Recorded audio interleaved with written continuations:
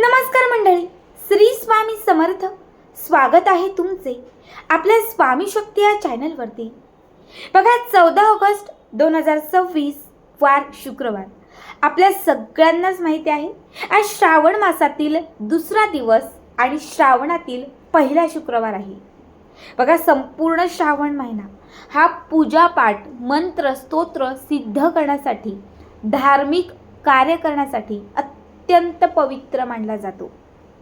श्रावणातील प्रत्येक दिवस हा आपल्या घरात असणारी निगेटिव्हिटी, नकारात्मकता दूर करण्यासाठी आणि आपल्या घरात, आपल्या आयुष्यात पॉझिटिव्हिटी, सकारात्मकता आणण्यासाठी श्रावणातील प्रत्येक दिवस हा अत्यंत महत्त्वाचा मानला जातो. बघा, श्रावणी सोमवारी आपण महादेवांची सेवा करतो. श्रावणी मंगळवारी आपण गणपती बाप्पांची आराधना करतो आणि श्रावणी शुक्रवारी आपण माता लक्ष्मीची सेवा करतो. श्रावणातल्या शुक्रवारी माता लक्ष्मीची सेवा जर तुम्ही केली तर तुमच्या घरात अखंड लक्ष्मीची प्राप्ती होते. घरामध्ये असणाऱ्या दारिद्र्याचा नाश होतो. कर्जबाजारी असाल तर तो कर्ज कुठेतरी कमी होत जातो.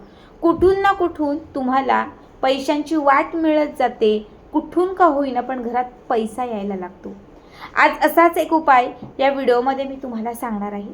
कर्जमुक्तीसाठी म्हणाल, इच्छित मनोकामना पूर्ण करण्यासाठी असेल किंवा मग घरामध्ये पैसा येण्यासाठी असेल. जर आज श्रावणी शुक्रवारी हा उपाय तुम्ही केला तर नक्कीच तुमच्या आर्थिक समस्या दूर होतील आणि चहूबाजूने तुमच्या घरात पैसा येईल. सगळ्यात पहिली गोष्ट, तुम्हाला आज शुक्रवारी अगदी रात्री 12 पर्यंत कुठल्याही वेळात हा उपाय करता येणार आहे. बघा, या उपायासाठी तुम्हाला लागणार आहे गुलाब. गुलाबाचं फूल, गुलाबाची पाकळी, कुठलाही तुमच्या दारात गुलाब असेल, शेजारी कुणीतरी गुलाबाचं झाड लावलंय, तुम्ही तिथून घेऊ शकतात किंवा मग विकत्री गुलाब आपले असेल, गुलाबाचे फुलं, तर तुम्ही त्याच्या पाकळ्या घेऊ शकतात. तुम्हाला 7 गुलाबाच्या पाकळ्या घ्यायच्या आहेत. किती? 7. 7ही गुलाबाच्या पाकळ्या देवघराच्या समोर एका प्लेटमध्ये ठेवायच्या आहेत. प्रत्येक गुलाबाच्या पाकळीला तुम्हाला हळद लावायची आहे. थोडी ओली केलेली हळद प्रत्येक गुलाबाच्या पाकळीला लावायची. 7ही गुलाबाच्या पाकळ्या हळद लावून एका प्लेटमध्ये ठेवायच्या. ही प्लेट माता लक्ष्मीच्या समोर ठेवायची. माता लक्ष्मीला आपली जी काही इच्छा असेल ती इच्छा सांगायची आणि 3 वेळा, बघा 3 वेळा मग तुम्हाला माता लक्ष्मीचं श्रीसूक्त म्हणायचं आहे. 3 वेळा तुम्हाला व्यंकटेश स्तोत्र, 3 वेळा श्रीसूक्त, 3 वेळा व्यंकटेश स्तोत्र म्हणायचं आहे आणि तुम्हाला 3 माळा कमलात्मक मंत्राचा जप करायचा आहे. 3च सेवा, श्रीसूक्त, व्यंकटेश स्तोत्र आणि कमलात्मक मंत्र. 3ही सेवा करून झाल्या की त्याच्यानंतर ज्या गुलाबाच्या पाकळ्या माता लक्ष्मीच्या समोर तुम्ही ठेवलेल्या आहेत त्याच्यावरती कापूर ठेवा. एक 2 ते 4 कापराचे तुकडे ठेवा त्याच्यावरती आणि आता हा कापूर जाळा, प्रज्वलित करा. जसा कापूर पेटेल, जसा कापूर प्रज्वलित होईल तसं त्याखाली ठेवलेल्या गुलाबाच्या पाकळ्या प्रज्वलित होतील.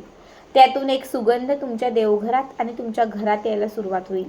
याच सुगंधामुळे किंवा जो काही सुवास घरामध्ये पसरेल त्यातून घराच्या कानाकोपऱ्यात असणारी दरिद्री, अवदसा, अवलक्ष्मी, नकारात्मकता, निगेटिव्हिटी घराच्या बाहेर जाईल आणि उंबरठ्यापर्यंत घराच्या आसपास असणारी माता लक्ष्मी याच सुवासाने घरात येईल.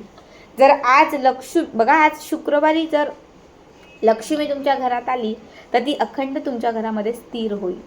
हा उपाय संपूर्ण श्रावण महिना तुम्ही शुक्रवारपासून करा किंवा या शुक्रवारी, पुढच्या शुक्रवारी, असं कमीत कमी 4 शुक्रवार तरी हा उपाय तुम्ही करू शकता. एक तर करून बघा. एका आठवड्यात तुम्हाला किती फरक येतो ते या व्हिडिओमध्ये मला सांगा.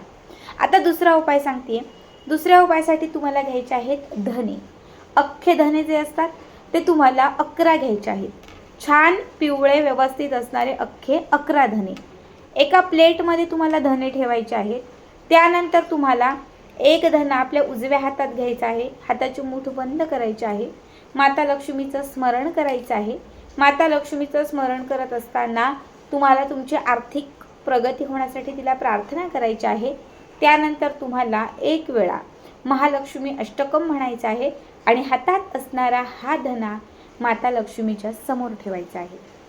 पुन्हा धना घ्यायचा, पुन्हा माता लक्ष्मीचं स्मरण करायचं, पुन्हा हातात असणारा हा धना महालक्ष्मी अष्टकम म्हणून देवघरात असणाऱ्या माता लक्ष्मीच्या समोर ठेवायचा. असे 11च्या 11 धने अभिमंत्रित करून माता लक्ष्मीच्या समोर तुम्हाला अर्पण करायचे आहेत. त्यानंतर तुम्हाला माता लक्ष्मीची आरती करायची आहे. कुठली पण जी माता लक्ष्मीची आरती तुम्हाला येत असेल ती आरती करायची आहे. 11च्या 11 धने माता लक्ष्मीच्या समोरून तुम्हाला उचलायचे आहेत आणि हे धने एका लाल कापडात किंवा लाल कागद असेल तर त्याच्यामध्ये गुंडाळून तुम्हाला 11 धन्यांची ही पुडी किंवा पोटली तुमच्या कपाटात, तुमचा व्यवसाय असेल तर व्यवसायाच्या गल्ल्यात, जिथे लक्ष्मी येते अशा ठिकाणी तुम्हाला 11 धन्यांची पोटली ही आज या श्रावणातील शुक्रवारपासून सिद्ध करून ठेवायची आहे. कधीही पैसा कमी पडणार नाही, कधीही तुमच्यासमोर आर्थिक समस्या येणार नाही, कायम पैसा तुमच्याकडे टिकून राहील आणि जी काही आर्थिक समस्या असेल तर ती सुद्धा तुमची कमी होत जाईल. बघा, तिसरा उपाय सांगते. तिसऱ्या उपायासाठी तुम्हाला लागणार आहे हळकुंड. 7 हळकुंड आणि 1 लाल धागा. आज श्रावणातील या पहिल्या शुक्रवारी 7 हळकुंडांचा उपाय जो कुणी करेल त्याचं 7 जन्माचं दारिद्र्य संपेल.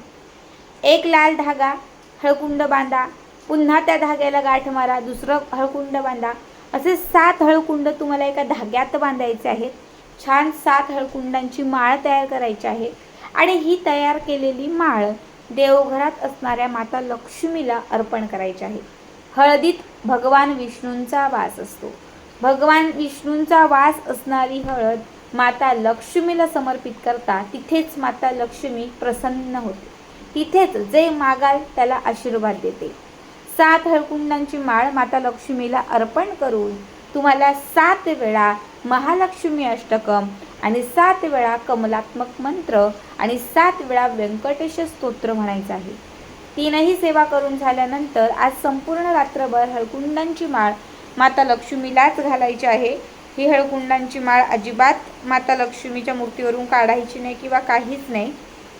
दुसऱ्या दिवशी म्हणजे उद्या शनिवारच्या दिवशी ही हळकुंडांची माळ माता लक्ष्मीला जी घातलेली आहे ती काढायची आहे आणि तुम्हाला तुमच्या कपाटात, जिथे तुम्ही तुमचं सोनं ठेवताय, चांदी ठेवताय, जे काही ठेवताय अशा ठिकाणी ही हळकुंडांची माळ तुम्हाला ठेवायची आहे. आता ही हळकुंडांची माळ तुम्हाला तुमच्या कपाटामध्ये जोपर्यंत हवा तितका पैसा येत नाही, म्हणजे खूप करोडो येतील असं नाही, पण जिथे तुम्हाला 20,000 10,000 भेटत नव्हते, पैसे पण बघायला भेटत नव्हते, तिथे या उपायानंतर कुठून ना कुठून पैसा येईल आणि आलेला पैसा तुमच्या त्या कपाटात टिकून राहील. जे सोनं आहे त्यात नक्कीच वाढ होईल, जी चांदी आहे नक्कीच त्यामध्ये बरकत येईल. आता हे तुम्ही पूर्ण वर्षभर तुमच्या कपाटातच ठेवू शकता. हळकुंडांची माळ वर्षभर ठेवा. पुढचा श्रावण महिना आल्यानंतर ती वाहत्या पाण्यात सोडा. पुन्हा एखाद्या शुक्रवारी सेम सांगितल्या पद्धतीने करा. खूप साधे सोपे हे उपाय आहेत. हे उपाय तुमचं नक्कीच जे काही दारिद्र्य गरिबी आहे ती दूर करतील आणि तुमच्या सर्व मनोकामना इच्छा पूर्ण करतील.